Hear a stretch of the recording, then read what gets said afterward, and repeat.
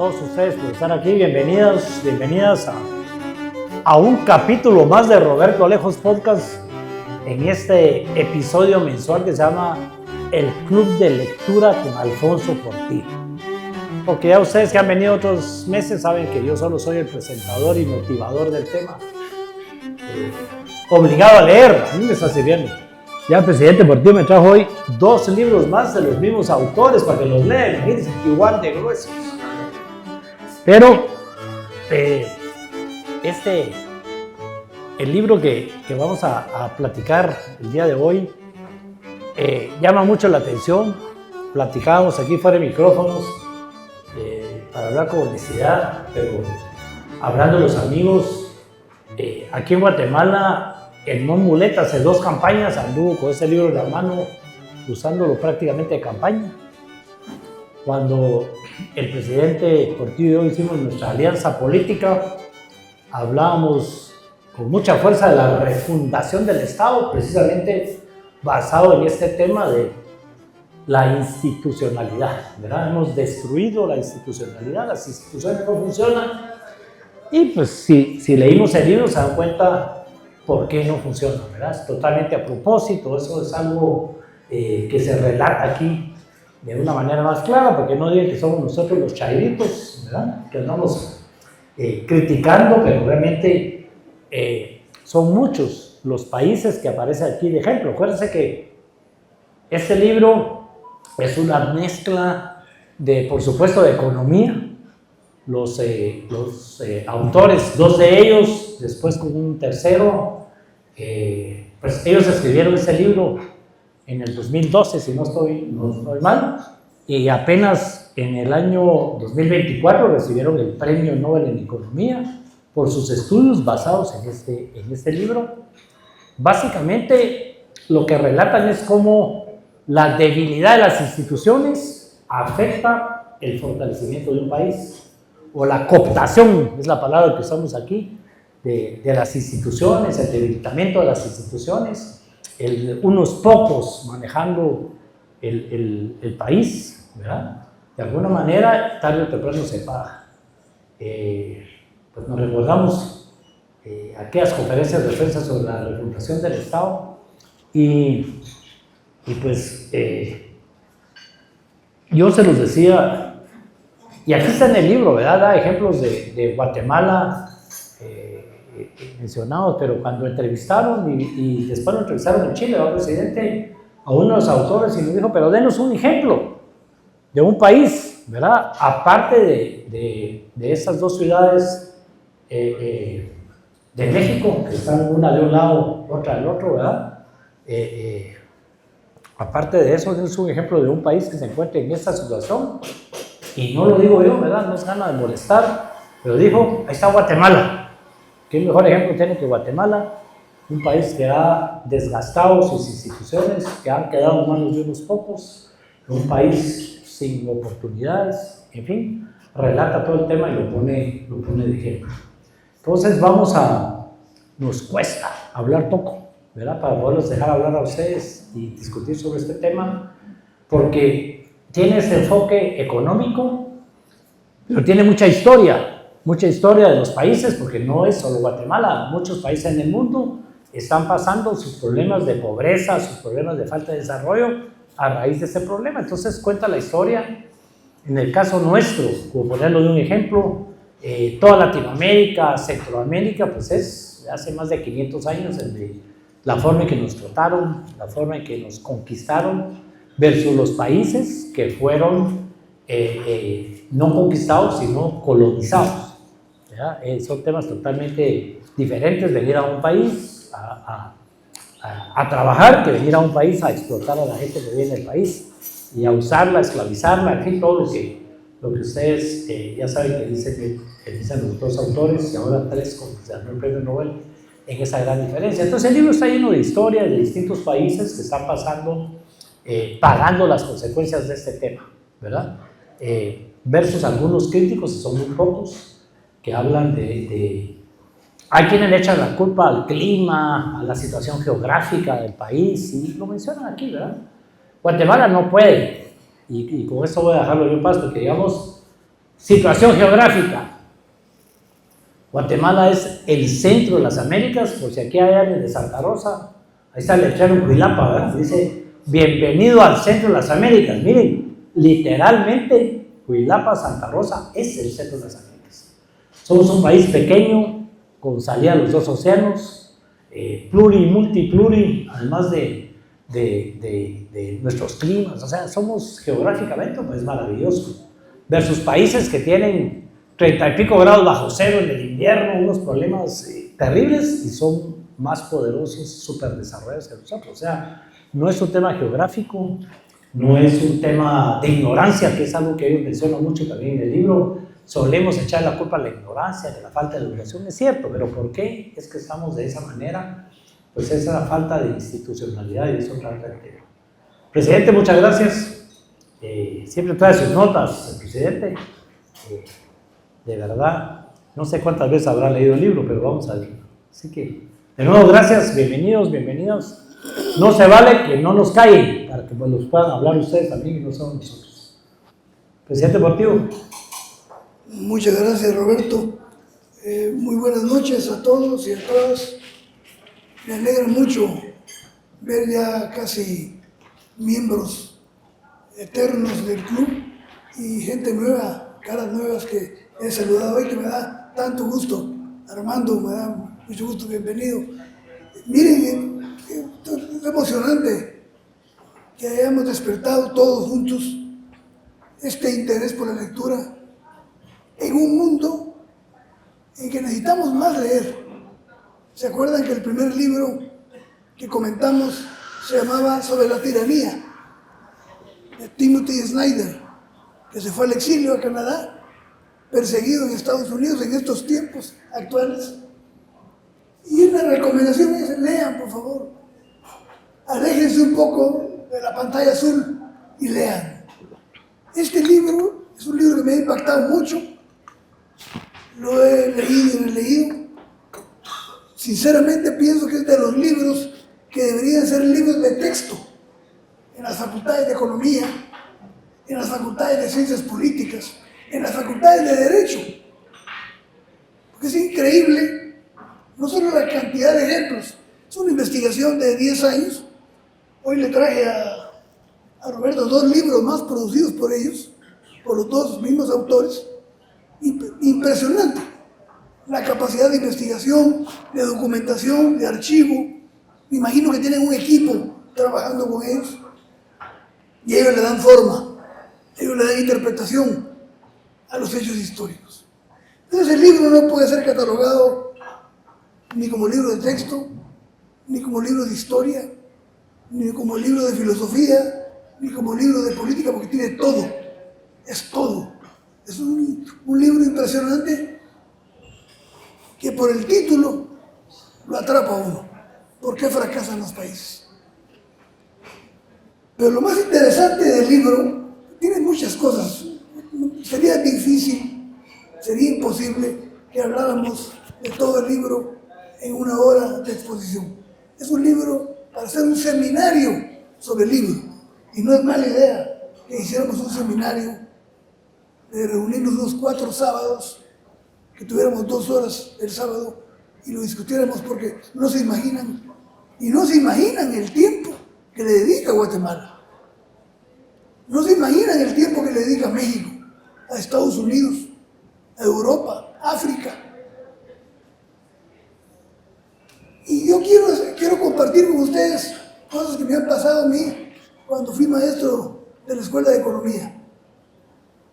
Fíjense ustedes, y muchos de ustedes van a corroborar y van a confirmar lo que voy a decir hoy. Cuando estudiamos en la universidad en los años 70, la materia de economía se llamaba economía política. Así se llamaba. Economía. Yo todavía estudié en los años 70 economía política. Ahora le quitaron la política y se llama economía o teoría económica o crecimiento económico, pero le quitaron, ¿se oye bien? Le quitaron el término política porque hacía referencia al tema social, a la política pública, al papel de los gobiernos y el papel de los estados. Entonces ya había un interés ideológico en convertir a la economía en una ciencia eminentemente técnica, alejado de lo ideológico, de lo político, de lo social, de lo filosófico. Pero los clásicos de la economía, desde Marx, Adam Smith, John Stuart Mill, David Ricardo, Thomas Malthus, todos hablaban de economía política. Y todos se han preguntado, no todos se han preguntado, algunos se han preguntado, como por ejemplo el economista político francés Quesnay, que decía, ¿de dónde viene la riqueza? Quesnay es representante de una corriente económica que se llama los fisiócratas, porque su planteamiento era que la riqueza venía a partir de la propiedad, de la tierra, de lo físico. Por eso se llaman fisiócratas, el poder de lo físico.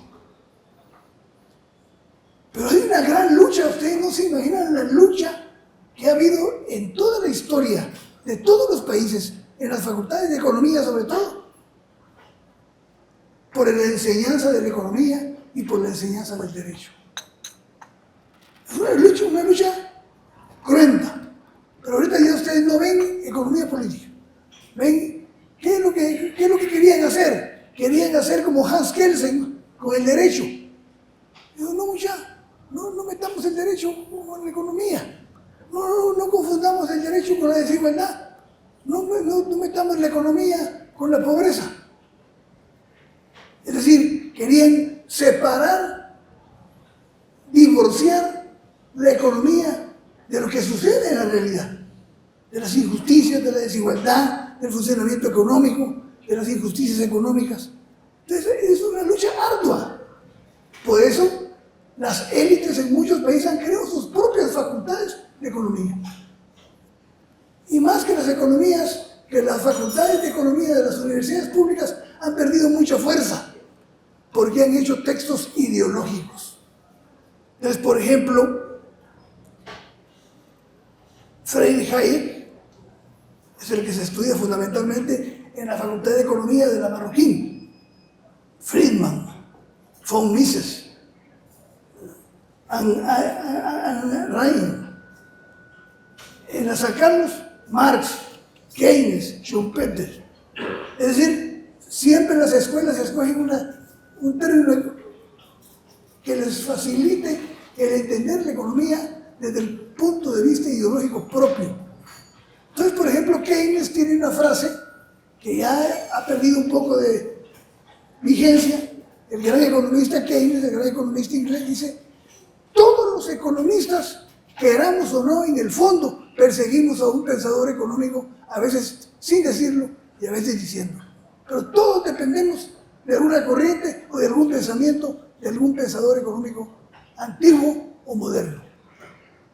Por eso la importancia de este texto. Porque, por ejemplo, yo puedo mencionar un libro de historia económica. A mí me gusta mucho la historia económica porque explica muchas de las cosas que estamos aquí. Imagínense ustedes, se van a reír, pero este libro habla de la causa de por qué tenemos las carreteras en Guatemala como las tenemos. Un libro de historia que arranca de 1700 y pico en el continente americano. Sí, había en los años de la época liberal, los comerciantes crearon un consulado, un consejo, se llama Consulado de Comercio Exterior. Ahí está. Ellos decidían dónde se hacían carreteras y dónde no. Y no hacían carreteras donde podían tener competencia. Hoy lo estamos pagando. Hoy estamos pagando la falta de visión de país, la falta de visión de la economía, la falta de futuro. Porque siempre actuamos pensando en nuestros intereses de nuestro sector, de nuestro grupo, de nuestra persona, de nuestra individualidad. Entonces, la maravilla es que hoy tenemos un libro de economía que rompe con ese esquema. Fíjense que James Robinson lo invitó el sector privado de Guatemala a disertar aquí. Yo me enteré después de que había estado aquí, me enteré por la prensa. No le dimos divulgación, no se habló con otros sectores, solo vino, dio la conferencia y esa misma tarde agarró avión y se fue. texto es fundamental para quien quiera entender el mundo de hoy. Entonces estamos ante un texto, bueno, primera vez que el Premio Nobel de Economía, miren, esta es otra cosa importante, primera vez que la Academia de Suecia le da un Premio Nobel de Economía a un texto que no es fundamentalmente de economía, sino de historia, de sociología, de filosofía, de política pública. Entonces, es un gran libro. A veces creo que se exceden tantos ejemplos. Ya me imagino en los otros dos libros que no los he leído, que creo que voy a necesitar unas 18 hamacas para leer, porque así es cada de ellos. Pero es una investigación. Y resulta que me he estado, el libro me ha despertado otras lecturas. Por ejemplo, el libro me despertó, si me tienes aquí, gracias. Y lo busqué y lo encontré. Yo lo había leído hacía unos 20 años. La historia del café en el mundo. Lo escribe un norteamericano de origen holandés, que se llama El café, la historia de la semilla que cambió el mundo. Y es maravilloso, porque habla hasta de cómo catar un café, el origen del café, de dónde vino el café, cómo se introdujo el café, el cultivo del café. Y habla de país por país. Y una cosa que nos tiene que... Venimos a hablar como amigos aquí, como que estuviéramos sentados en un pretil, en esa capa. No para criticar a nadie ni señalar a nadie, pero tenemos que conocer nuestra historia para entender por qué estamos como estamos. Imagínense ustedes que Guatemala es el único país en América Latina de los que introdujeron el cultivo del café, que tuvo que usar la violencia para introducir el cultivo del café. Entonces uno dice, ¿por qué Guatemala? ¿Por qué somos tan especiales? Bueno, ahí está la explicación. Le dedica buena cantidad este libro lo recomiendo, sobre todo la parte que habla de Centroamérica y de la introducción del cultivo del café. ¿Por qué? Porque lo que tenemos hoy es producto de nuestro pasado. Es producto de nuestro pasado. No tenemos que renegar de nuestra historia. Es lo que ya pasó. El problema, como dice Octavio Paz, es que no ha pasado del todo. Seguimos con vicios del pasado. Y voy a decir una cosa sin ofender a nadie. No voy a mencionar nombres, pero solo para que recapacitemos y para que pensemos. Acaba de elegirse, estamos en elecciones de segundo grado. Todas las elecciones están acarreando los vicios del pasado, poniendo gente comprometida, poniendo gente que defiende ciertos intereses, magistrados que tienen 40 años metidos en el Estado, defendiendo intereses particulares, no defendiendo el Estado. Por eso no tenemos Estado. Por eso lo que dice Roberto, cuando entrevistan a Jay Robinson, yo lo veo en la televisión, dice, a ver, ponga un ejemplo de un país sin Estado. Guatemala, dice. No se acordó de otro país.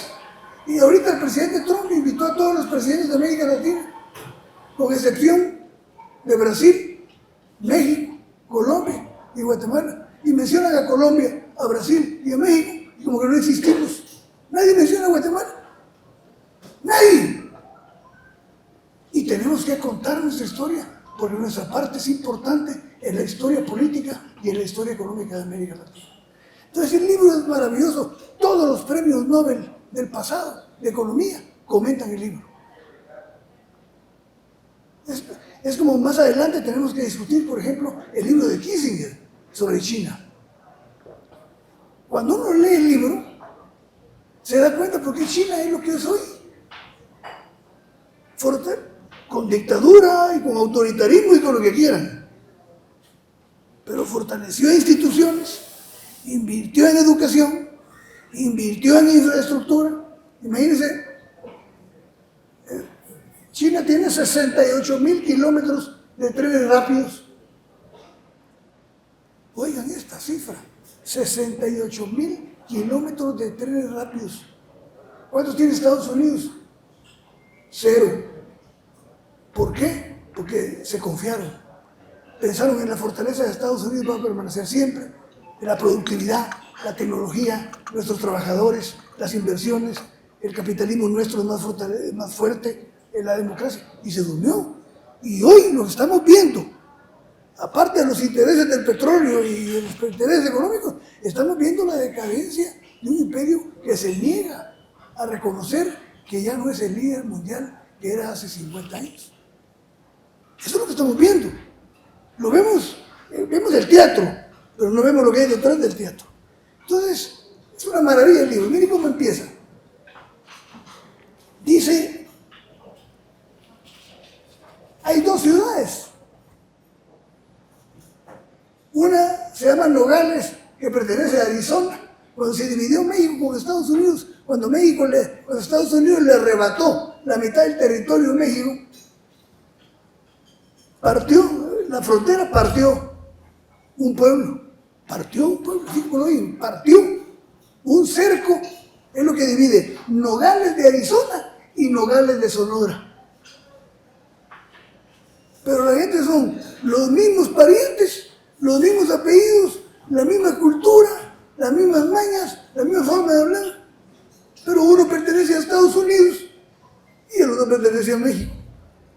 Pero hay que ir para ver, porque dan ganas de ir cuando la descripción que hace Robinson de las Nogales. En unas Nogales el salario es más alto, la educación es mejor nivel, la policía es más profesional, el Ministerio Público funciona, la autoridad de tránsito es respetada. Cuidado que alguien se atraviesa la calle con semáforo en rojo. Y el otro lado, narcotráfico, tráfico de personas, ministerios públicos asesinados, la gente escondida y con miedo de los atentados, se mueren 2 o 3 cada semana. Y son lo mismo. ¿Cuál es la diferencia? Son los mismos Pérez, los mismos López, los mismos Portillo. Son los mismos, es el mismo pueblo mexicano. ¿Por qué en uno sí funciona la ciudad y en la otra deja mucho que desear? Las instituciones, las leyes. Y entonces resulta que aquí no solo no respetamos las leyes, nosotros queremos que las leyes se hagan de acuerdo a nuestro punto de vista y nuestro interés. Y entonces queremos un código laboral a la medida, queremos una ley de medio ambiente a la medida, queremos una ley de competencia a la medida en que esté representando el sector privado siempre en una junta directiva. Esos son resabios del pasado. Son resabios del Consulado de Comercio Exterior que decidía dónde se invertía y dónde no se invertía, que decidía cuál ley se aprobaba y cuál ley no se aprobaba. Por eso hoy seguimos siendo un país con una economía atrofiada. Claro, si yo le pregunto a un amigo mío del sector privado, mira, ahí lees el libro de por qué fracasan los países, y me va a decir al final, ¿cuál fracaso más si estamos bien? Porque muchas veces nuestra situación personal hace perder de vista lo que nos rodea. Se dice, lo mismo sucedía en Alemania. Cuando se construye el muro de Berlín, ¿por qué toda la tecnología se desarrolló en Alemania Occidental, en la República Federal Alemana? Las mejores escuelas de filosofía, las mejores escuelas de economía, los mejores talleres de mecánica, las mejores escuelas de ingeniería. ¿Y Alemania Oriental? La educación retrasada, cero libertad, cero discusión, cero tolerancia. Y había una diferencia terrible entre un obrero de Alemania Oriental y un obrero de Alemania Occidental. ¿Qué es lo que significa? Las instituciones. En un régimen autoritario como el alemán no había oportunidades para nada. ¿Qué pasa con Corea? En Corea del Norte está un dictador que parece que fuera de una telenovela de ficción. Pero es el que tiene el poder y es el que tiene a todo un pueblo alineado como que fueran hormigas. Y está la otra, Sur Corea, Tiene sus problemas, desde luego. Está Corea del Sur, que ha producido pensadores. Bueno, el filósofo político, y aquí vamos a discutir un libro de él, el filósofo político más leído en Europa ahorita se llama Byung-Chul Han. Es surcoreano, doctor en filosofía de la Universidad de Berlín. Entonces, lo que diferencia, ¿por qué es importante esto? Porque antes nos decían, acuérdense, muchachos, ¿por qué somos pobres? Ah, es que como decía Roberto, es que no tenemos mar, no tenemos ríos, la tierra es muy árida. Es que nuestra gente no le gusta trabajar en el campo. Hay un libro de Robert Kaplan que hoy, con este texto, perdió mucha vigencia. Se llama La venganza de la geografía. Porque dice que la geografía se venga de los países. Y entonces hoy el argumento de que somos pobres porque somos haraganes, porque no tenemos educación, porque hay una ética del trabajo y hay una ética empresarial. Hay gente que nació con mentalidad empresarial y no dudo que eso es cierto. Hay unos podcasts o ¿cómo se llaman? Unos videos cortos que están saliendo hechos por judíos. ¿Cómo manejan el dinero? La mentalidad de un judío es distinta a la de nosotros. A nosotros nos cae un billete y a ver en qué lo matamos. El judío a ver cómo trabaja ese billete para él. Son mentalidades distintas. Eso influye, desde luego, la cultura, la formación, pero no son determinantes para definir el desarrollo o el atraso de un país. Entonces hoy se descarta Suiza. Suiza no produce una semilla de cacao, pero comercializa el mejor chocolate del mundo, en todo el mundo. O sea que no es determinante la geografía, el clima. Es como solo sobrevivir en África. Ah, es que África está muy empobrecida. Pero aquí nos cuentan todas las políticas de Holanda, Inglaterra, Francia, explotando todos los recursos naturales de países, poniendo presidentes, poniendo diputados, armando partidos políticos. ¿Para qué? Para quedarse con la riqueza de los países. Entonces no tienen miedo en decirlo. Acemoglu, que es de origen turco, y Robinson es de origen inglés. Uno es maestro del Tecnológico de Massachusetts y el otro de Harvard. Brillantes los dos. Y hablan descarnadamente. Entonces, el argumento de por qué hay tanta pobreza en Guatemala, por qué hay tanta pobreza, todavía Chile, que es la democracia más pujante de América Latina y la economía más estable de América Latina con mejores tasas de crecimiento, sigue teniendo problemas del pasado. Es difícil, el pasado pesa, el pasado cuenta, nos define, nos dice quiénes somos. Entonces, es una maravilla el libro. Entonces, la primera conclusión a la que llegan los autores. Hay países que tienen instituciones extractivas y hay países que tienen instituciones inclusivas. Por ejemplo, un clásico ejemplo de una política o de una institución extractiva, la minería. Se hace el contrato del país con la minería, no se establecen grandes regalías para el país, se entregan los recursos, la mayor ganancia va para los países. El otro día estaba leyendo, la misma mina de origen canadiense que sacó oro en San Marcos, es la misma minera que está en República Dominicana. Pero aquí paga 2%, ella paga 50%. ¿Cuál es la diferencia?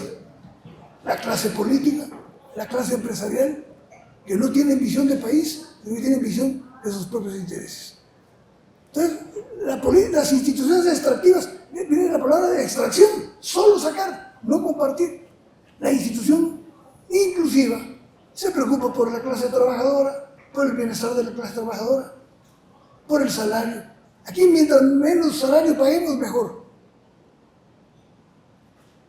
Y por ejemplo, Byung-Chul Han dice, yo he visto seres humanos levantarse a las 3 de la mañana al trabajo, porque se lleva 3 horas del trabajo, y regresar a las 10 de la noche y irse y encontrar a sus hijos dormidos.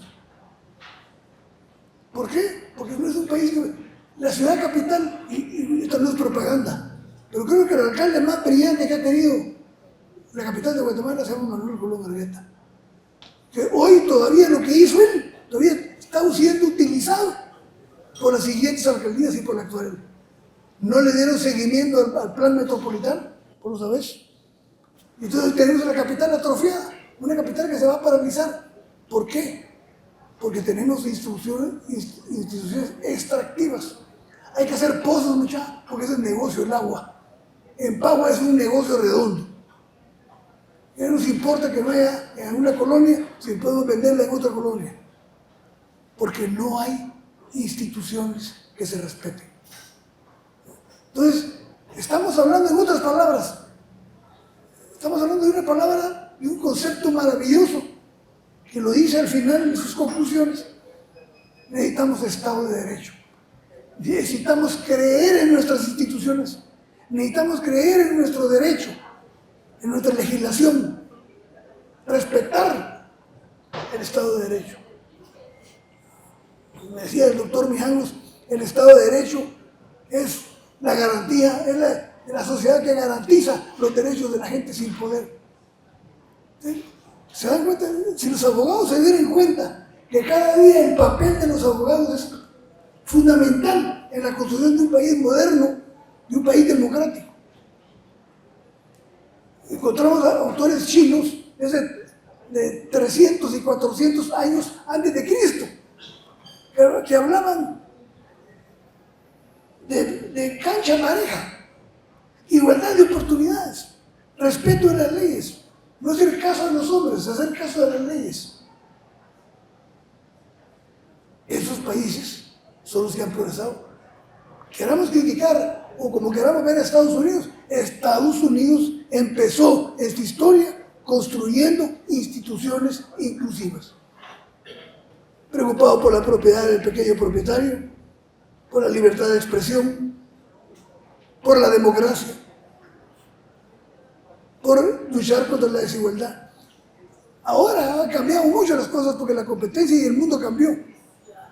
Pero entonces, primera conclusión a la que llegan ellos, triunfa el país que construye, fortalece y respeta las instituciones. Fracasa el país que no construye instituciones, que debilita las instituciones y que eso no fortalece ni contribuye en nada con la democracia. Ver la discusión por nombrar un magistrado a la Corte de Constitucionalidad. Fíjense ustedes, esta es deducción mía, pero se saca del libro. Ustedes la van deduciendo. Es tan importante el respeto de la ley que el que no respeta la ley es porque le conviene no respetar la ley. Pone 2 ejemplos. Pone varios ejemplos. Una cosa es hacer una ley al servicio del país. Otra cosa es hacer una ley al servicio de cierto sector. Cuando esa ley protege los intereses de un sector, ya no se llama ley, se llama privilegio. Y la historia de Guatemala y la historia de los países de América Latina es la historia del establecimiento y el fortalecimiento de los privilegios. Destruyamos el ferrocarril, hagámoslo pinchacha. Ahorita acaban de rematar en Zacapa todas las propiedades de Fegua, todas, centros comerciales, el museo que yo dejé construido, lo destruyeron y botaron todo lo histórico. No les interesa la historia. ¿Y quién rinde cuentas? ¿Y quién destruyó el ferrocarril? Los transportistas del transporte pesado, que ahora no hayan que hacer con tanto trailer en la ruta del Atlántico. Ellos pagaron. Por eso lo que uno hace se revierte. Por eso es que ellos establecen que tienen que tener visión de futuro.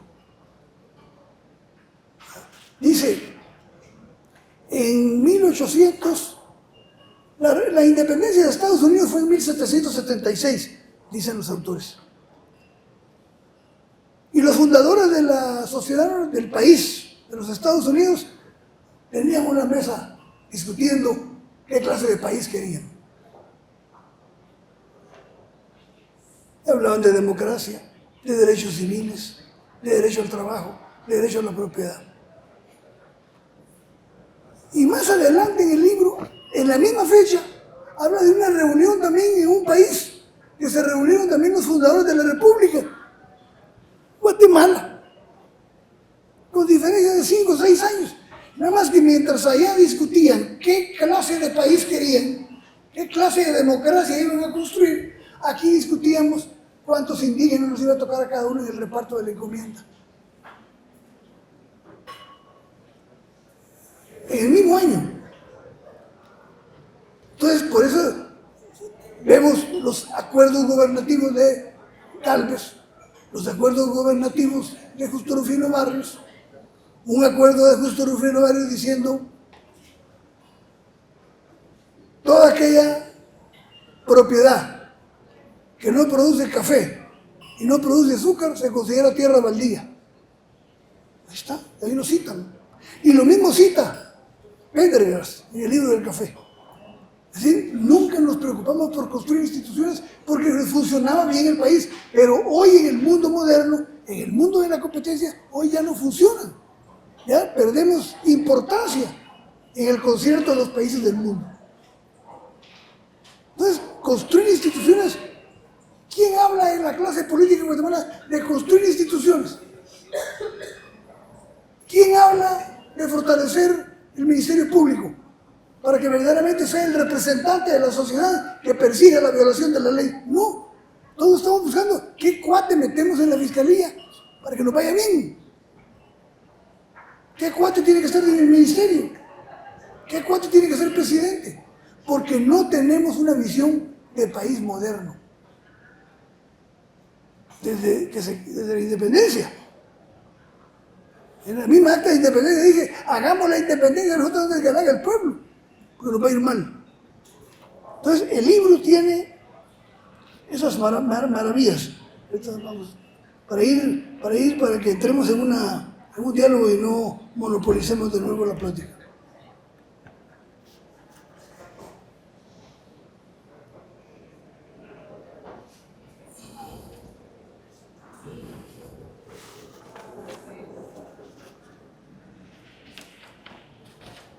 Me decía, el primero que me comentó ese libro, muy economista, Pablo, mexicano, me dijo, el problema también es cultural.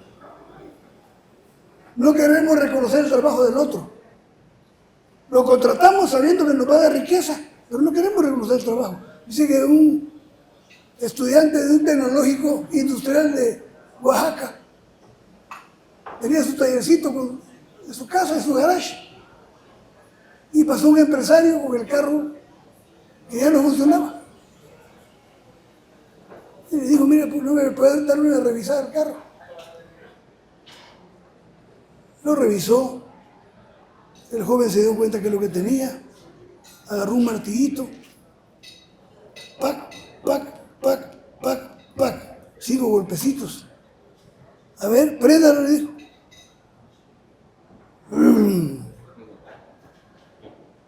Qué maravilla, le dijo el empresario. ¿Cuánto le debo? 500 pesos, le dijo. ¿Cuánto? 500 pesos. No, hombre, le dijo, casi me está cobrando 100 pesos por martillazo. No, le dijo, yo no lo estoy cobrando por los martillazos. Yo lo estoy cobrando porque yo sabía dónde se pegaban. Pero eso tiene una gran enseñanza. Así somos en América Latina. No queremos reconocer un veterinario llega y le pone una inyección a un toro de 60,000 quetzales que se va a morir y le cobran 1,000 quetzales. ¡Hala, qué barbaridad! 1,000 quetzales para salvar 60,000. Pero no tenemos esa visión. Entonces también influye la parte cultural. ¿Ah? Es terrible, pero Eduardo Galeano, que publicó un libro en principios de los años 70, que se llama Enajenación y Violencia, o Violencia y Enajenación, editorial de Nuestro Tiempo, pone de los países de más violencia en América Latina, pone de ejemplo Guatemala. Hoy nos ponen de ejemplo a nosotros de políticas extractivas, no políticas inclusivas. Hay una frase, hay un escritor francés que coincide con el planteamiento de James Robinson, nada más que el libro de él es otro tema, es la historia de la desigualdad, se llama El capital en el siglo XXI. Thomas Piketty, es un armatroste, pero es una investigación impresionante. Y hay una frase que coincide con todo el libro.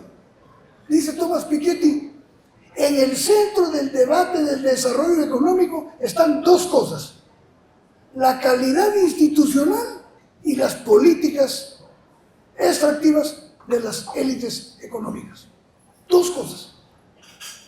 Calidad institucional, ¿a qué se refiere?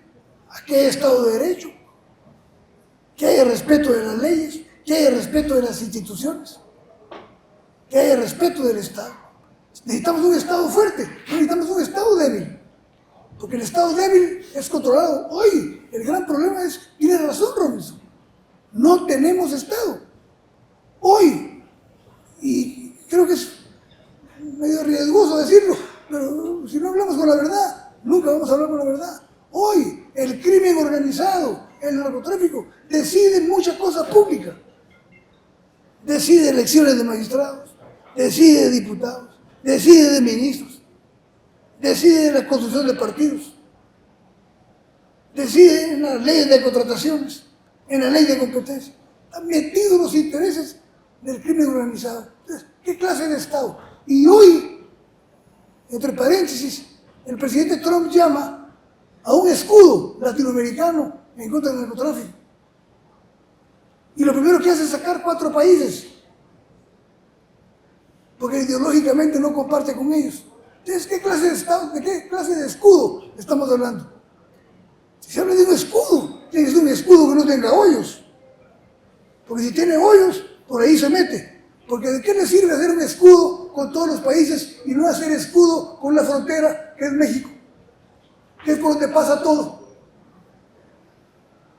Necesitamos estados fuertes, no importa qué signo ideológico. Entonces, esas son las grandes enseñanzas del libro. Tiene más cosas que podemos sacar conforme vayamos intercambiando opiniones sobre el libro, pero se lo recomiendo profundamente. Quienes lo han leído y lo compraron, se agotó 2 veces aquí en Sofos, y quienes lo han leído me dicen que qué maravilla, que nunca se imaginaron que el libro tuviera el enfoque que tiene. Y hoy son reconocidos mundialmente. Solo en español se ha vendido 1 millón de ejemplares de por qué fracasan los países. Solo en español, pero ha sido traducido a 16 idiomas. Es un libro, además es un libro que se lee como novela, no tiene términos difíciles, ¿verdad? Pero habla claridoso, francamente, sin tapujos y sin sesgo ideológico. Porque John Kenneth Galbraith tiene el libro de historia económica, Fernand Braudel también, y buenísimos historiadores, pero le meten el sello ideológico, siempre tendiendo para una parte. Aquí hay objetividad, hay imparcialidad. No es un libro perfecto, no hay nada perfecto, pero es un libro maravilloso y indispensable para quienes quieran saber cómo está el mundo de hoy y para entender muchas de las cosas que nos rodea en nuestra sociedad. Muchas gracias. Muy bien.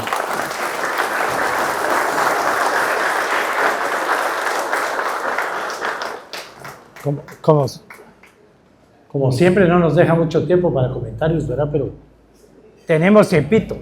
Recuerden que el libro está prácticamente dividido en 3 partes. La primera, que es historia, mucho recargo sobre cuál ha sido la historia. Pensemos en Guatemala, vamos a ser un poco egoístas, porque este está lleno de ejemplos de enorme cantidad de países, sobre todo países africanos, países asiáticos, de por qué siguen en esos problemas de pobreza. Pero pensando en Guatemala, hablamos de nuestra historia, ¿verdad? ¿Cómo fuimos conquistados? ¿En qué consistió la conquista? ¿Cómo fuimos fundados en aquel entonces? cómo empezó el desarrollo ya en manos de España, pero también lo decía el presidente Portillo. La parte de cuando uno lee el acta de independencia, yo les digo, lean el acta de independencia y de veras empieza así, ¿verdad? Declaremos la independencia antes de que el pueblo nos la pida, ¿verdad? Y no cambiaron un solo funcionario. Tenía 33 días de haber venido representante del rey y ni a él cambiaron, ¿verdad? Fueron los mismos próceres de la independencia que se convirtieron en Congreso, no cambiaron al representante del rey. Nuestra independencia realmente consistió en dejar de pagar impuestos a la corona. Esa fue la independencia. Encima, muertos del miedo. Salimos corriendo a México, ¿verdad? Para que Maximiliano nos protegiera, porque como no había internet, no había teléfono, no había nada, nadie sabía que ya Napoleón tenía a su hermano cuidando España y al rey lo tenía ya preso. De haber sabido, no nos entregamos a México y le dejamos regalado lo que tuvimos que regalar durante 3 años. Después nuestra segunda independencia en el 23, la destrucción del istmo centroamericano para cada quien independizarse, y todo como esa historia a través del tiempo, y nos podemos llegar hasta la historia reciente, cómo esa historia fue creando una institucionalidad casi inexistente, sumamente débil, que se refleja hoy en día. Entonces el libro habla mucho de historia, no nuestra, sino de todos los países, pero está basado en eso, para después pasar a la parte económica, cómo esa institucionalidad tan débil afecta a la economía de los países, incide en la economía de los países, ¿verdad? Hoy lo seguimos viviendo, instituciones sumamente débiles que no nos dan infraestructura, que no funcionan en todo sentido, y no estamos criticando a ningún gobierno, estamos criticando todo en general, pero esa es la realidad, una institucionalidad que no funciona. Los constituyentes presumimos de que la Constitución del 85 fue la refundación del Estado. Y después con el presidente Portillo tuvimos que salir en la campaña hablando otra vez de refundación. Me acuerdo que ya con Armando casi se mueren del miedo cuando yo llegué a plantear que es la refundación del Estado. Pero hoy lo vemos cómo es regresar a esos principios que trató de salvar la Constituyente y que cada día los vamos perdiendo. Creamos instituciones fuertes, la Procuraduría de Derechos Humanos, la Corte de Constitucionalidad, se trató de fortalecer la Contraloría General de Cuentas, en fin, se trató de hacer un Estado nuevo, diferente, con algo de miedo. Debimos haber puesto una Corte, un Contralor General electo y una oficina de servicio civil también electa, para que realmente tuviéramos una institución realmente fuerte. Y al final para en política, porque hoy las instituciones, en vez de fortalecerse, se debilitan más precisamente porque tenemos un sistema exageradamente débil de partidos políticos que no nos está llevando a las representaciones en los distintos lados, al verdadero liderazgo, con la falta de participación, apatía, desgano, desinterés, y como siempre, las necesidades de seguridad, hambre, empleo, falta de oportunidades, ver cómo mi hijo o mi hija no se van al extranjero huyendo a Guatemala, se vuelven prioritarias antes de participar y fortalecer el país. Así que, momento de hablar, por favor, ahí está el micrófono. Gracias. Allá está. Muchas gracias. Realmente lo que está pasando acá en estos momentos es la historia de Guatemala. ¿Ya? Somos buenos para hablar, para leer, no hacer que leer, pero somos una mierda para hacer. No hacemos. ¿Ya? Fíjense que el gobierno es como un carro que no funciona. Y si usted tiene un carro que no funciona, ¿usted qué necesita? ¿Un buen chofer o un buen mecánico? Un buen mecánico, ¿verdad? Episodio. Entonces yo no necesito un buen ministro. Yo necesito un equipo de gente que llegue a arreglar eso. Pero no hacemos nada. Fíjense que hay un WhatsApp en el que creo que casi todos están. Yo no leo nada ahí. Porque hay cosas que me llegan que tienen 2 millones de reproducciones. ¿Ya? Somos una porquería para hacer. Y eso es lo que necesitamos. Guatemala no necesita un buen presidente. Guatemala necesita un grupo de hombres y mujeres pensantes para cambiar esto. Y el primer paso para cambiarlo es darle el poder al pueblo. ¿Ya? Fíjense que, por ejemplo, en Estados Unidos, yo viví en Estados Unidos. Algunos no me conocen, yo soy Tito Pereira. Yo coordiné la campaña de Vinicius Cerezo. Fui presidente del IPOM. Estuve en la ley de consejos de desarrollo. Y al final me retiré de la política. Porque para lo único que servía era favoriar. Y yo no nací para eso. ¿Ya? Y me retiré. Y viví 25 años en Estados Unidos. Miren lo que está pasando ahorita, el show que hubo en el Congreso. En Estados Unidos los jueces son de por vida. O sea que nosotros nombramos a este hombre juez y por los próximos 4 años él va a pagar las campañas. Pero después de los 4 años, él no quiere perder su puesto porque él vive como rey, gana un montón de dinero y lo único que tiene que hacer es impartir justicia. Aquí, en estas elecciones, no importa quiénes queden. Todos los que quedan tienen dueño y el dueño les va a ordenar qué hay que hacer. Entonces, aquí lo que se necesita es salirnos de eso. Yo les digo, yo soy ingeniero industrial. Yo la última empresa que manejé en Guatemala era una maquila, 500 máquinas de coser. Y esa empresa es un reloj. ¿Ya? Porque somos capaces, tenemos capacidad, pero nos dejamos envolver. ¿Ya? Fíjense que en Estados Unidos el verdadero poder ahorita, porque está Trump, que es un caso fuera de serie, pero el verdadero poder está en el Congreso, en el Parlamento.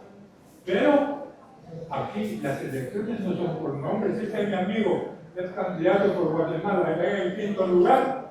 Yo no puedo votar por él. ¿Ya? O sea que dice la Constitución que debemos elegir y ser electos. No son electos, son los partidos que hacen la lista. Es que primero. ¿Ya? Y no solamente eso, esas casillas se compran. ¿Ya? Ahí salió un amigo alguien diciendo de que había como 5 millones, este fue el que salió escribiendo ese artículo, como 5 millones para ser diputado. ¿Qué va a ir a hacer ese diputado al Congreso? ¡A huellar! Guatemala necesita un grupo así, pero de gente que esté pensando qué hacer. Y el primer paso es darle el poder al pueblo. Fíjense que en Estados Unidos los distritos son para un diputado y la elección es por nombre. ¿Ya? Biden, que fue presidente de Estados Unidos, él se había estado más de 30 años en el Congreso. ¿Por qué? Porque ellos se comprometen con el pueblo y se convierten en el poder del pueblo y les consultan y tratan de hacerlo. Así es de que, gracias por la palabra. Aquí hay otro. Gracias, Fito. Muy bien.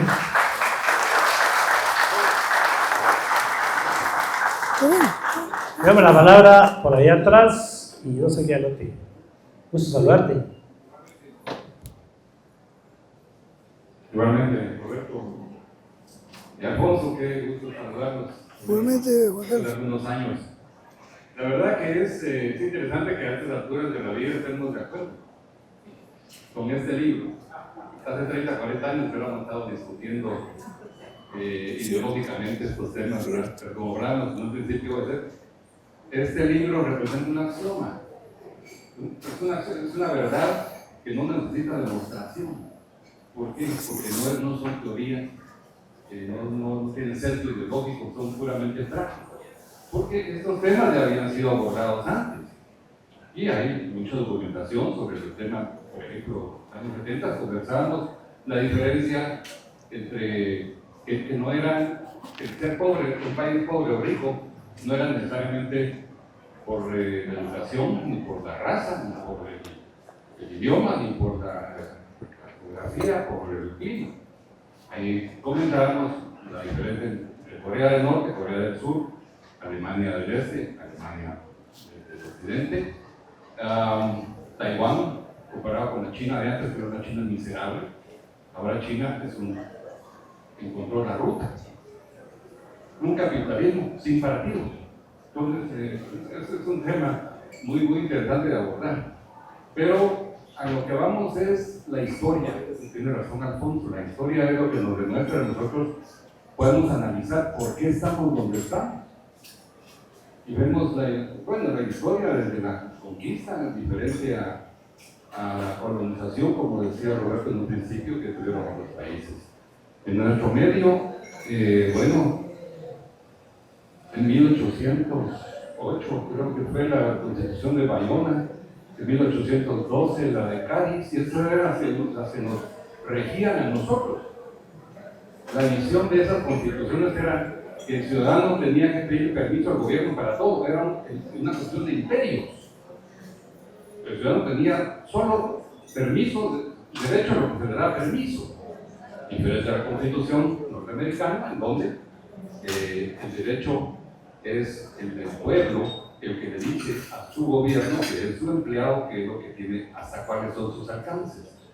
De ahí viene la diferencia. Entonces, las constituciones que hemos tenido en nuestro medio, bueno, 1879, que fue la constitución más larga, pero que fue modificada hasta 1944 de diferentes maneras, generalmente para prolongar el periodo presidencial. Pero eran constituciones en donde el guatemalteco retenía, y así estamos acostumbrados. Todavía esa mentalidad está arraigada. Si tenemos permiso para hacer tal cosa, debería ser al revés. El gobierno se debería de tener los límites. Entonces, así tuvimos constituciones 41.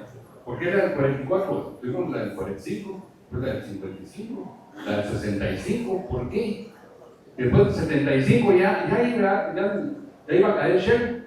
Eso se recuerdan ustedes, pero el terremoto lo salvó. Ya se hablaban en los medios de comunicación, que salía hasta el gabinete nuevo que iba a haber. Entonces, lo salvó el terremoto. Pero en el 85 viene la otra constitución, donde Roberto como estudiante estuvo participando. Pero seguimos, en el 94 otra vez reformas a la Constitución. Cada 10 años, quiere decir que hay algo y ahora el tema sí es para abordarlo de fondo, porque se habla de refundar el Estado, pero refundarlo en el sentido de entrar a fondo. Por eso fue el pensamiento que tuvimos con Manuel Ayala en el 2006-2007, que presentamos una reforma constitucional puntual de algunos aspectos para dar un afinamiento a la Constitución, porque hacer una constituyente hoy día sería terrible. Ya sabemos que es porque las constituyentes se han convertido en un conflicto de intereses, negociación de intereses. Los intereses que decía Alfonso. Este país está lleno de intereses y privilegios. Cuando nosotros quisimos romper eso en esa constitución, en esa reforma, pues se quedó perdida en el Congreso. Se quedó perdida y ahí está. Pero chocábamos con los sistemas tradicionales, porque sí, estamos seguros de que tiene que cambiar el sistema.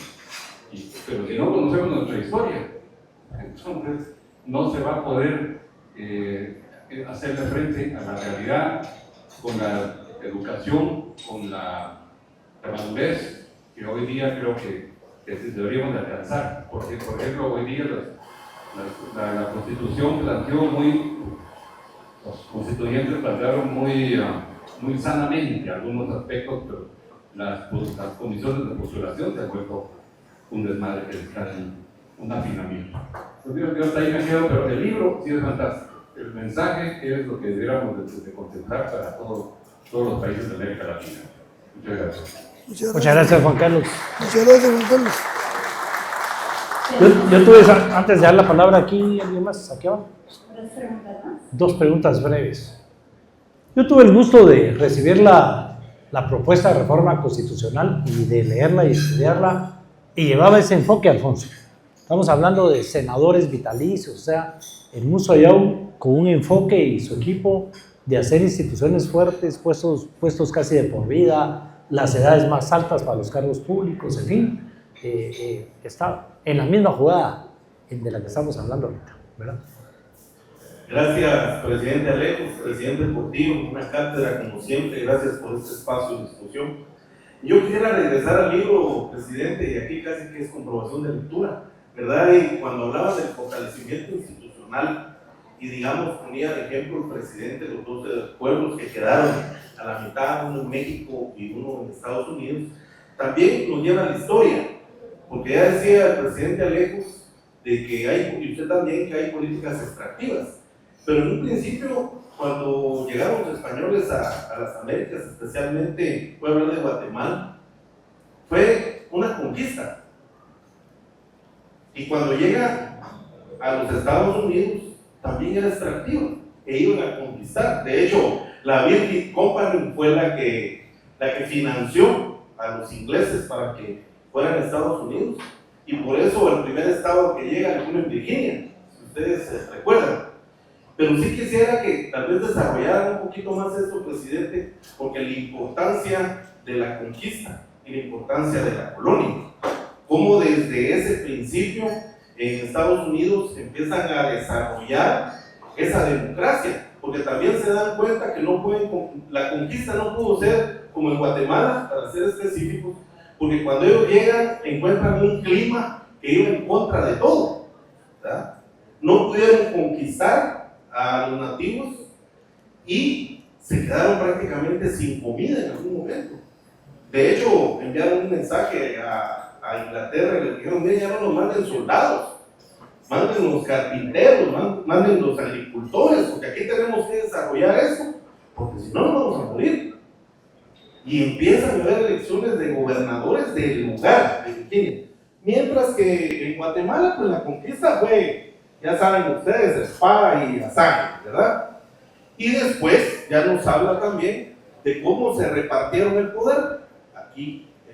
Entonces, tal vez desarrollar un poquito más eso, presidente, es muy interesante ver la diferencia de la conquista y la colonización, porque ahí es donde se desarrollan todas esas instituciones desde la llegada de los ingleses a Estados Unidos y los españoles a América, porque ahí empiezan a construir instituciones. Muchas gracias por el tiempo y gracias por... Vamos a oírla. Muchas gracias. Gracias. Quisiera que Armando, le demos la palabra a Armando y a la compañera antes de terminar nada más. Y el Emilio. A ver. No te vas a dejar sin hablar, Armando, porque es un lujo que estés aquí. Muchas gracias. Sí. Buenas noches, yo le pedí a cada uno de ustedes y agradezco por este espacio, señor y también al señor Alejos, ¿verdad?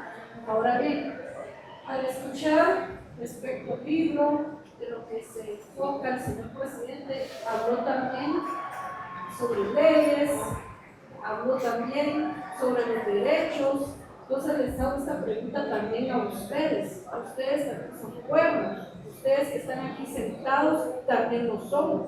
Entonces díganme ustedes también, ¿se respetan las leyes? No se respetan. ¿Por qué se ha debilitado tanto? Desde el Congreso, ahí se ha visto esa pelea, parece peor que un palenque. No hay respeto ni entre ellos mismos. ¿Por qué? Por eso, del poder, y como bien dicen, ¿verdad?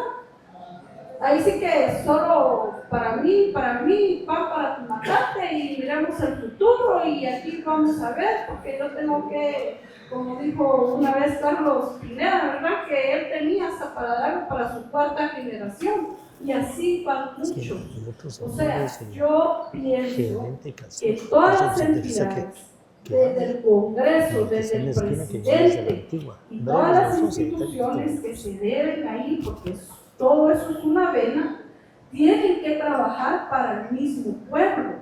Pero lo que menos hacen, se trabajan para la misma institución, trabajan para lo mismo, hacen gastos para lo mismo. Y entonces, ¿y el pueblo? A la larga, ahí se perdieron todos los derechos. Como dijo una vez Manuel Valdizón, ¿verdad? Solo el pueblo salva al pueblo. Y así es como se está viviendo ahora allá afuera. Pero ahora bien, se perdió la empatía, se perdió la educación, se perdió muchas cosas. ¿Por qué? Fue a raíz de toda la tecnología. Claro, nos podemos enfocar en un libro. Todo protocolo lo podemos llevar, pero la realidad es otra. Tengamos esa visión que es otra. Hay que sentir el dolor que está viviendo el pueblo, porque el pueblo está viviendo mucho dolor, aunque nadie lo quiera ver así. Claro, lógicamente decimos, bueno, gracias a Dios tengo un trabajo, tengo un sueldo, tengo esto, puedo ir avanzando en esto, pero los demás, hay que pensar. Hay que pensar, como dicen, ¿verdad? Hay Muchas que gracias. pensar en los demás. Y la verdad de todo esto, aquí voy a ser honesta, no por lavarle la cara al señor presidente Portillo, pero él hace falta como presidente, porque en el tiempo de él se mantuvo la gasolina y la canasta básica, en el tiempo de él, y eso hace falta y eso es lo que el pueblo necesita. Así que Muchas gracias. se lo dejo y Dios Muchas lo gracias, bendiga. muchas gracias. Armando, por favor. Miren, les quiero leer, después de esta intervención, los títulos precisamente de los otros dos libros que vamos a leer, miren, porque nos habla de tecnología, se llama El Poder y Progreso, nuestra lucha milenaria por la tecnología y la prosperidad, de los mismos autores. Y Juan Carlos, este se llama El Pasillo Estrecho, ¿sí? ¿Sí? Estados, sociedades y cómo alcanzar las libertades. La portada es nada más y nada menos que, ¿verdad?, China continental, ¿verdad?, en el tema ahí de cómo buscar las libertades. Está disponible aquí en Soho, porque me costó encontrar el otro. Es que el otro, cuando Alfonso lo desanuncia, se acaba. Por favor, Armando. Gracias. Escuchen. Bueno, quizás voy a ser muy disonante con todo lo que mis antecesores han expuesto. Como creo que todos los que estamos aquí, lo que más nos preocupa es el momento actual que estamos viviendo en Guatemala. Dentro de ese contexto mundial, que no es precisamente lo más favorable por todo lo que a ustedes han dicho. Y leyendo el libro Alfonso Huerta, en las conclusiones ya finales, cuando habla de las economías extractivas, las inclusivas, creo que en algún momento sí llega a algo que para mí es lo fundamental: la educación. La educación. Aquí se ha hablado de que el poder esté en el pueblo, pero un poder no se va a entregar a alguien que no sabe manejar el poder. Y para eso, señores, se necesitan líderes. Y desgraciadamente nos hemos pasado años y los partidos políticos no han formado líderes que verdaderamente dirijan, transmitan y ejerzan ese poder. ¿En qué? En beneficio del pueblo. Pero un pueblo que no esté educado, ¿por quién va a votar? Ahora los medios de comunicación son una maravilla. Le llegan a cualquiera que tiene un celular, etc. Pero seguimos con esas canciones y ofrecimientos en el vacío. ¿Por qué? Porque no hay educación. Yo soy del interior, no soy de Guatemala. Entonces, me di cuenta desde que me eduqué en las escuelas públicas, las escuelas que fundó el doctor Arevalo. Pero no íbamos solos. Las áreas rurales no llegaban. Entonces hace falta demasiado esfuerzo para poder llegarle al pueblo, y que esto que dicen, el poder esté en el pueblo, ok. Pero que sea un pueblo educado que va a agarrar el poder. ¿Qué hace con él? No, líderes. Y ahora quisiera que estuviéramos en el presente. Vean ustedes la atomización de partidos políticos. Entonces, me pongo a pensar, bueno, ¿por quién? ¿Por qué me voy a inclinar? Para ir a depositar el voto. Entonces, no se ha hecho una formación política, de político. Uno lo ve con sus hijos. Estudiaron, hicieron su esfuerzo. Cuando uno dice, miren, no reclamen, porque si no participan, no tienen derecho a reclamar. Ah, sí, papá, pero no vamos a meter a eso. Y eso, seguramente, eso se los han dicho a todos, padres, madres, aquí presentes, con toda la seguridad. Incluso, ella también dice que hay que cuidarse, cuidar a los hijos, que no se metan a eso, que no se metan a nada. Y ojo, cuanto más se nos debilita el Estado, el narcotráfico y el crimen organizado ya penetró, ya toma decisiones. ¿Qué va a pasar en las próximas elecciones? En la conformación de los partidos políticos. No sé qué va a hacer este Tribunal Supremo Electoral, ¿cuándo fue? Ayer. Ayer. Ayer fue el no sé, no conozco a los magistrados. Pero el manejo que haga esa ley que también necesita ser reformada, Así es. va a ser clave. Entonces, este país, déjenme decirles, escucho mucho las críticas a los gobiernos, al gobierno del presidente Arevalo, pero uno no tiene que estar dándole palo. Si el gobierno termina mal, el que venga, el costo de levantar a este país va a ser peor todavía. Entonces, yo digo, hagamos nuestros esfuerzos en la medida de las capacidades de cada quien por fortalecer las instituciones. Se han hecho esfuerzos ahora. Pues creo que todos teníamos muchas esperanzas de los cambios en la Corte de Constitucionalidad, no todavía pendiente lo del Ministerio Público, etc. Pero espera, estas elecciones intermedias, señores, señoras, para mí es un momento de suma importancia para Guatemala y posiblemente lo estamos desaprovechando. Disculpe.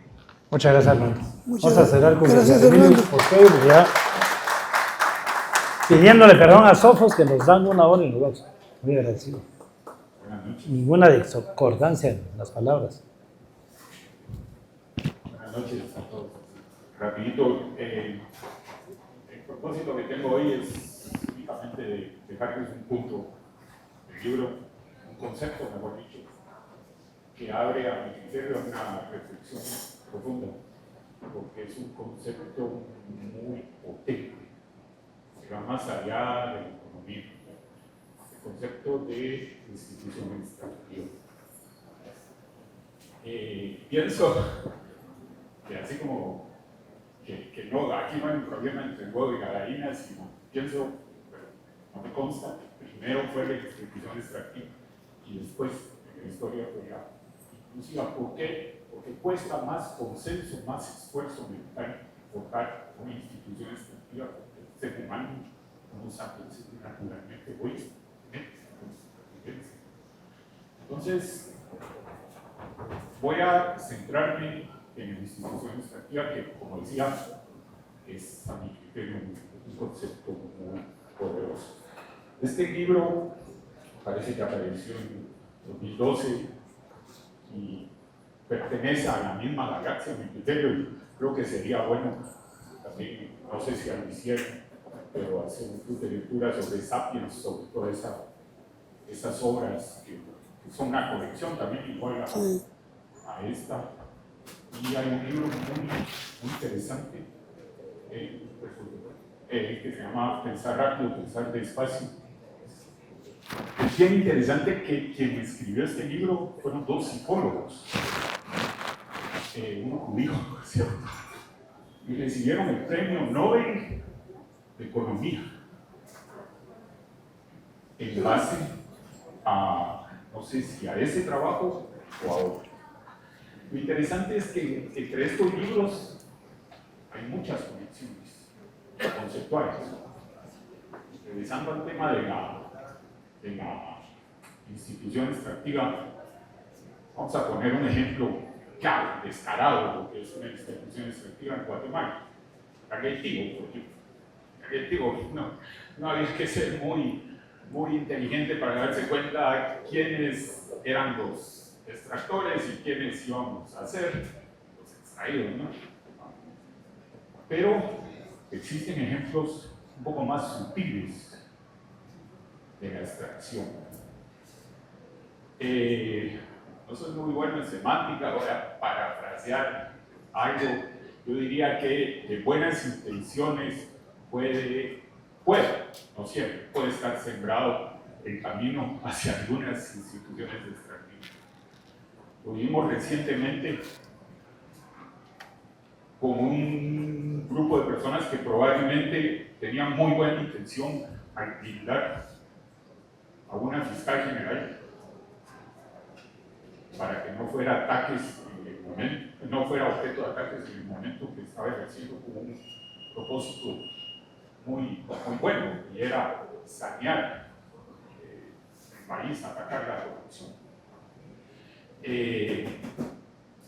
Podía tener muy buenas intenciones, pero era un privilegio. Y el privilegio le duró poco a esta fiscal y de ahí se fue, y la que la reemplazó usó ese privilegio para lo que todos creo que estamos de acuerdo que se haciendo. Entonces, hay que tener mucho cuidado, porque muchas veces podemos forjar instituciones extractivas sin darnos cuenta. Hay algo de extractivo muchas veces en nuestra mente, en nuestra personalidad, hay que ser muy cuidadosos. Este libro de Kahneman, de Daniel Kahneman, que es el libro de Pensar rápido, pensar despacio, habla de los sesgos cognitivos, que muchas veces son los que provocan, de nuevo, con las mejores intenciones, se pueda forjar un monstruo, un leviatán desatado, ¿no? Por cierto, el segundo libro trata de eso, de los equilibrios, y cómo muchas veces podemos tener buenas intenciones, pero forjar monstruos. Es lo que quería dejarles como inquietud. Muchas gracias. Muchas gracias. Bueno, bien, de verdad que para el presidente Alfonso Portillo y ese servidor nos sentimos muy honrados. La calidad del público de primera línea, más no podíamos pedir, entre amigos, amigas, compañeros de batallas, de oposición, de todo un poquito, ¿verdad? Acordados ahí como Juan Carlos Simos, viejos tiempos de encuentros, MLN contra el PR, dándole la razón a Armando. Nosotros venimos de la democracia cristiana, del Partido Revolucionario, donde sí nos formaban, las campañas las ganaban los partidos, no nosotros, ¿verdad? Porque precisamente había ideología, había fondo, o sea, ratificando el tema, ¿verdad? Muchísimas gracias por los comentarios, amigos, desde la infancia. Presidente Portillo se toma esto con mucha seriedad. Vamos a dar a conocer, antes de que el presidente cierre, o lo dejo cerrar y después les anuncio el próximo libro, ¿verdad? Perfecto, muchas gracias, ¿Pero? Roberto. Una última pregunta. Bueno, Cerramos la sesión. si la que manda el salón da una última pregunta, qué bueno, qué mejor, por favor. ¿Qué tal? Muchísimas gracias, mucho gusto, Alejos, porque es un placer estar Mucho aquí. gusto. Qué mejor manera que pasar el tráfico en un día de tanto valor y conocimiento. Yo tengo una pequeña pregunta muy simple para aclarar más el tema de una institución extractiva e inclusiva. el ejemplo de la extractiva, la mina, pues creo que fue bastante claro, pero ¿podrían mencionar alguna institución inclusiva en Guatemala? Si es que algo estamos tan mal que pues no tenemos. Y si sí, pues para entender mejor ese concepto, nada más. Gracias. Sí, muchas gracias. Muy oportuno, lo pensaba hacer Emilio, ¿no? A raíz de la intervención de Emilio, porque todas las intervenciones fueron importantes. Armando tocó el tema de la educación, que la institución de la educación es una institución inclusiva, porque le otorga oportunidades al ser humano para buscar su lugar económico en la sociedad. Es un ejemplo de una institución. El ICS es un ejemplo de institución inclusiva, porque se preocupa de la salud de los trabajadores. Pero Emilio tocó lo de Slim, o lo de Tigo tocó aquí. Bueno, pero pongamos el ejemplo, el de Tigo es igual. Pero por ejemplo, la gran crítica cuando le preguntaron a Slim sobre Robinson, Tigo es un estúpido, porque no le quedaba otra. Pero es el ejemplo clásico de una gente cercana al presidente, cercana al poder, que se queda con la empresa más importante. Pero no solo eso, porque lo extractivo está no solo en quedarse con la empresa más importante de telefonía del país, sino que además crear, estructurar y aprobar una estructura legal que no permita la competencia de nadie más. Solo Telcel. Aquí solo Tigo, aunque digan que participa Movistar y las demás, claro, no, el dominante es Tigo. Igual en México, no permite que compita ninguna empresa de telefonía. Ha creado la ley ad hoc para él y es uno de los hombres más ricos del mundo, gracias a una institución extractiva que era la Presidencia de la República, porque era amigo personal del presidente que le entregó la empresa de telefonía. Esos son ejemplos de políticas de instituciones extractivas. Por ejemplo, el Ministerio de Comunicaciones es un ejemplo de una institución pública que otorga concesiones concentrando el ingreso, concentrando los contratos y concentrando la riqueza en pocas manos. Es un grupo económico fuerte en el que controla toda la construcción en el país. Esos son ejemplos de políticas extractivas. Y hay un ejemplo más. Una política, una institución que hace el papel de institución extractiva es la Corte de Constitucionalidad. Miren, ¿por qué fue? Y aquí el mejor ejemplo, constituyente. ¿Sí o no es cierto, Roberto, que el objetivo de crear la Corte de Constitucionalidad era para vigilar el respeto de la Constitución y la vigencia de la Constitución? ¿Ha hecho eso? No, se ha metido en todo. No se mete en la Universidad de San Carlos, no se metió. Pero de ahí se ha metido en todo, que no tiene que ver con la Constitución. ¿Por qué? Porque la Corte de Constitucionalidad, de ser una entidad vigilante y de contrapeso del poder, se convirtió en una institución extractiva que garantiza todos los negocios, que legitima todos los negocios, que legitima la minería, que daña, que no aprobó la ley de tarjetas de crédito durante mi gobierno, que canceló el último aumento salarial otorgado por mi gobierno. Yo me fui el 14 de enero, el 25 canceló el aumento salarial. Esas son instituciones extractivas que solo benefician al capital, a la concentración de capital y que se olvidan de la gran mayoría de las poblaciones. Entonces, ese es el papel de extractivo, es solo concentrar riqueza sin tener capacidad de distribución de la riqueza en la sociedad. Y algo que tocaba Alfonso, la diferencia entre la conquista en América y la colonización en Estados Unidos. Lo menciona el libro. La diferencia es precisamente que vinieron con una mentalidad extractiva en la conquista. Y también llegaron con mentalidad extractiva de Estados Unidos, pero no encontraron nada más que tierra y mucho conflicto. Entonces dijeron, para evitar el conflicto y evitar la confrontación, repartamos la tierra, queremos colones, por eso se llama colonización, lo que dice Estados Unidos. Esa es la diferencia. El otro no le quedó más que la colonización. Por ejemplo, dice en Costa Rica, imagínense ustedes que aquí generó división la introducción del cultivo del café. Y en Costa Rica aceleró las relaciones democráticas, porque crearon pequeños productores de café. Es decir, hubo una gran masa de productores pequeños de café que sobrevivieron y vivieron y se enriquecieron con el café.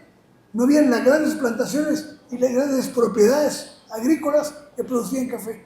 Entonces, lo que se trata es no de que todos sean parejos, no de que todos sean ricos, no de que todos sean empresarios, sino un principio de igualdad elemental, de justicia elemental, de que todo ser humano, por el simplemente hecho de ser de una nación, de ser humano, tiene derecho a prebendas, a privilegios, pero también a obligaciones.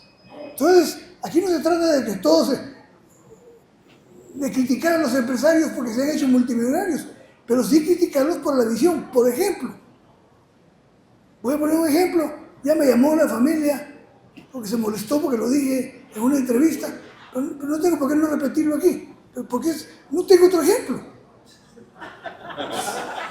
Y si yo tuviera otro ejemplo, pues tal vez agarraría algo de El Salvador, pero lo tengo aquí enfrente.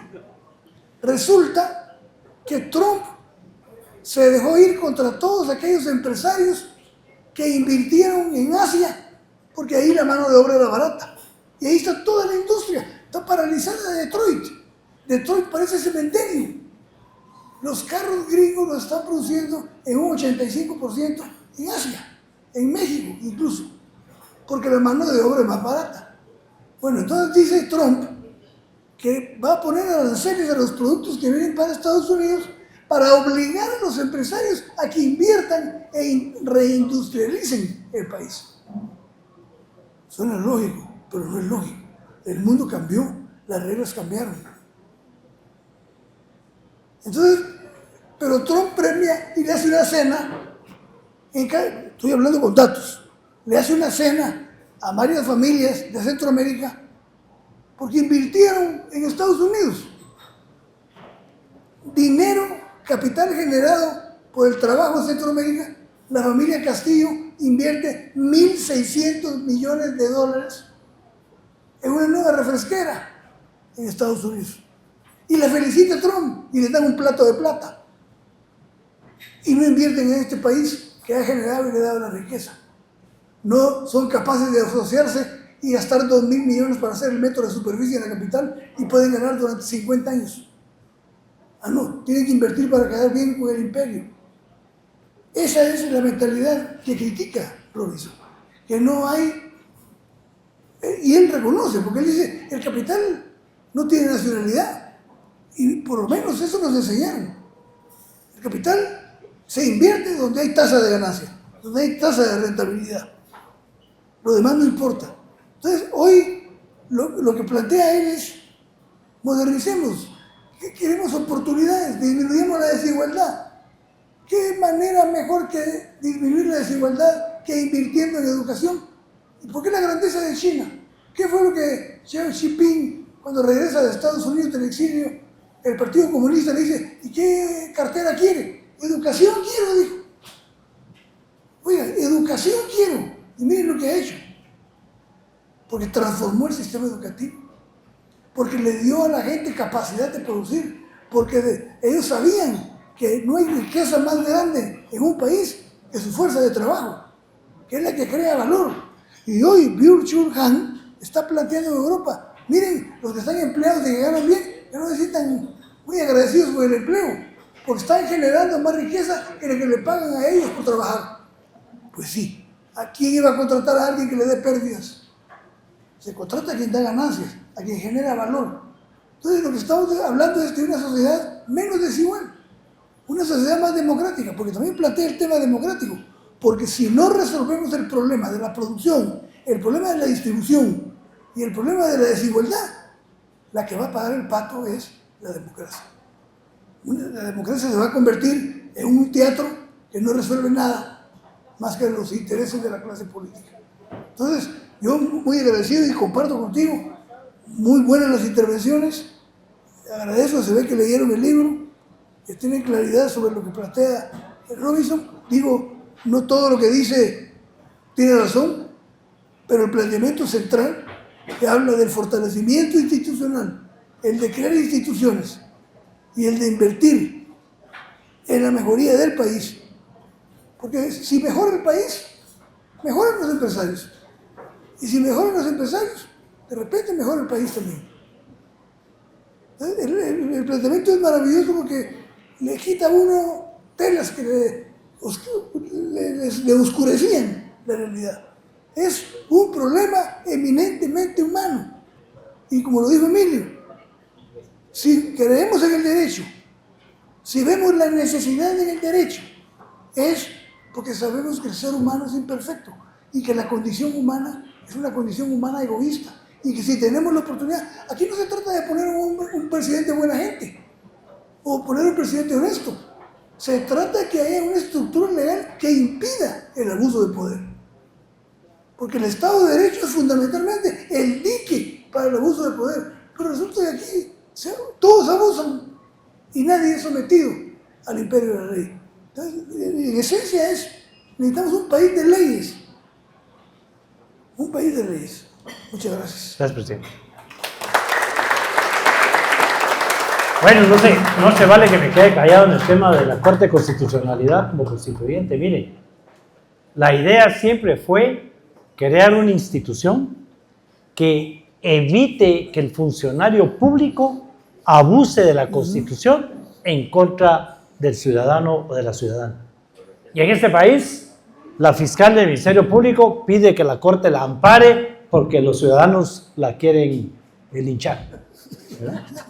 Totalmente equivocado el tema, le hemos dado vuelta y eso es lo que está pasando en el país. No solo no respetamos las leyes, las malinterpretamos antojadizamente a quienes realmente tienen esa política extractiva y han abusado del tema de ellos. Hay una cosa, Roberto, que ya te quitaron el sonido. ya me quitaron el sonido. Una cosa importante. Porque se queda uno en el aire a veces, ¿qué es institucionalidad? ¿Por qué el ejército es institucional, dicen, y las demás instituciones no? Pero dos ejemplos de lo que es la cultura institucional. McCain, el senador republicano de Estados Unidos, vota en contra de su partido cuando se votó lo del Medicare. Y a la salida del Capitolio le pregunta a una periodista, señor McCain, ¿usted votó en contra de su partido y en contra de su presidente? No, dijo. Yo no voté ni en contra de mi partido, ni en contra de mi presidente. Yo voté por los que me eligieron ser senador, en que la mayoría pertenecen al Medicare. Si yo voto en contra del Medicare, en la próxima elección no soy senador. Yo me debo a quienes votaron por mí y a quienes debo dar cuentas. Esa es institución. O la reunión en Casa Blanca del presidente Trump con el jefe del FBI, con Comey. Entonces se acabó la cena porque Trump le dice a Comey lo contó saliendo de la cena. El presidente me dijo, señor Comey, quiero lealtad. Y el señor Comey le contestó, seré honesto, presidente. Esa es institucionalidad. Trump ha nombrado 4 de los 9 miembros de la Corte Suprema de Justicia y ninguno de los que votó, que él lo hizo ministro de por vida, va a votar, está votando y está apoyando las políticas del presidente. No le debe nada al presidente. Pero aquí elegimos un magistrado y llega comprometido con medio mundo. Entonces ya no, el magistrado electo recientemente o reelecto para la Corte de Constitucionalidad, dijeron, hable con los diputados para que hagan lobby para el voto. No, digo, yo no los represento a ellos, yo represento a otros sectores. ¿De qué país estamos hablando? Con ese descaro. Voten por mí, pero yo no los voy a defender a ustedes. Yo voy a defender a los que toda la vida me han financiado. Esa es la gran lucha hoy de la democracia. No resolver todos los problemas, resolvamos el problema de la institucionalidad. Y así vamos a resolver el problema de la educación, el problema de la salud, ¿verdad? Por ejemplo, no tiene ningún empacho Robinson de poner de ejemplo a Bill Gates y a Slim. Los dos son igualitos y los dos están demandados y los dos están investigados, porque los dos han hecho su riqueza a base de utilizar monopolios, de monopolizar información y de actuar a la sombra del Estado. El Estado es la gran sombra, el gran paraguas que ha cobijado grandes capitales en el mundo. Es decir, no estamos en contra de que sean multimillonarios, pero para ser multimillonarios tienen que pasar por encima de todos nuestros derechos. Como consumidor, solo tenemos derecho a una línea telefónica al precio que quieran porque no hay competencia. ¿Por qué? ¿Por qué tenemos que pagar un sobrecosto de un servicio o de un producto que pudiéramos conseguir más barato afuera? De eso se trata. Libertad para comprar, libertad para producir, libertad para trabajar, libertad para estar bien y para educarnos. Bueno.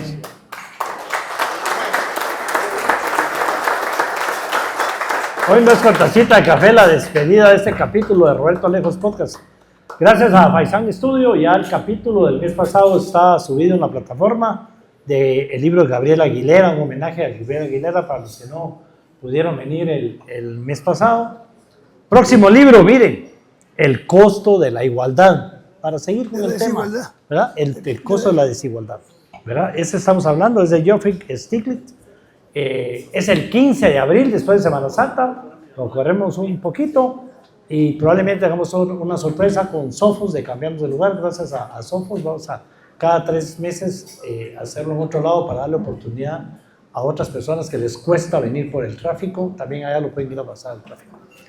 Casi no ofendimos a nadie, pero como decimos siempre, si usted se ofendió, una tacita de café todo lo arregla, un vinito también. Nos vemos, hasta el próximo capítulo.